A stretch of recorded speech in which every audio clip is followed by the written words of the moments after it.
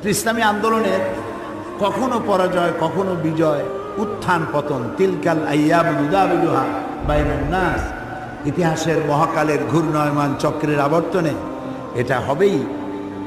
এগুলি আমাদের আমলের কারণে। তো সেটা জয় পরাজয় যেটা হয়েছে, আল্লাহ তাআলা নিশ্চয়ই এর মধ্যে কোনো কল্যাণ রেখেছেন, যে কল্যাণ আমরা বুঝতেছি না।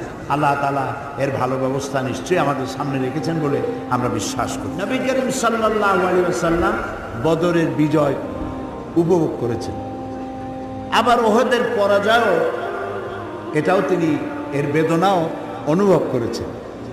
তো ইসলামে যেমন বদরের বিজয় আছে, ওহদের পরাজয় আছে, আবার ফতে মক্কা বিজয়ের আনন্দও আছে।